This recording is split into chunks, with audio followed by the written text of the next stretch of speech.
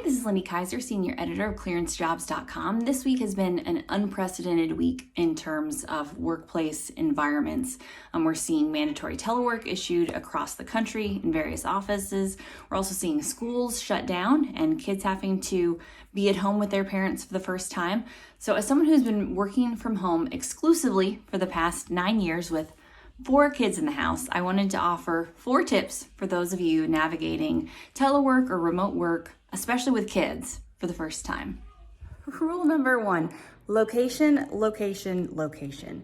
Have you ever noticed that most home offices are located right by the front door? Home office, front door. Home office, front door. That's a terrible place for a home office.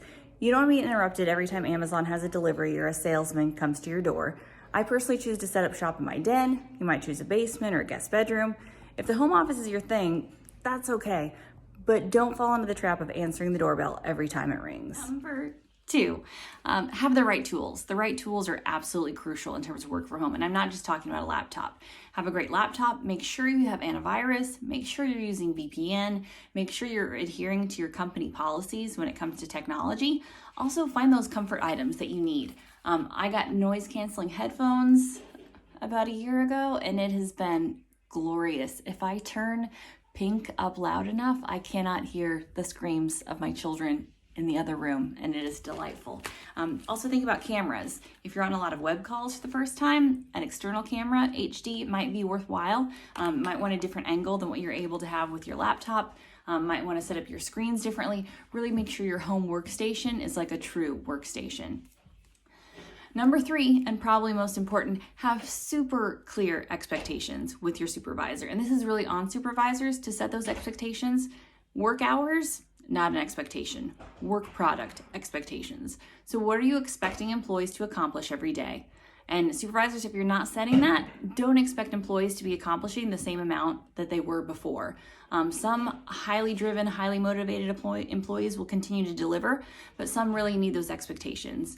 If you're in a self-driven kind of environment, create lists. I have crazy written lists by my desk at all times, writing out new to-dos, new ideas, new priorities. At the beginning of every week, I have priorities set for the week, and those fluctuate day by day, so I know what I need to get done on any given day. Last and definitely not least is flexibility. Flexibility has been absolutely key for me. I can't always get done everything I need to get done during the average typical workday, and especially with my kids' school schedules and needing to be available to homeschool them during the day.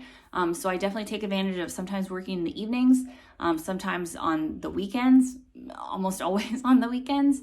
And it's not always ideal, and it maybe can't be sustained long term, but especially if this is a season for you of remote work, consider setting up flex time and having core hours to work.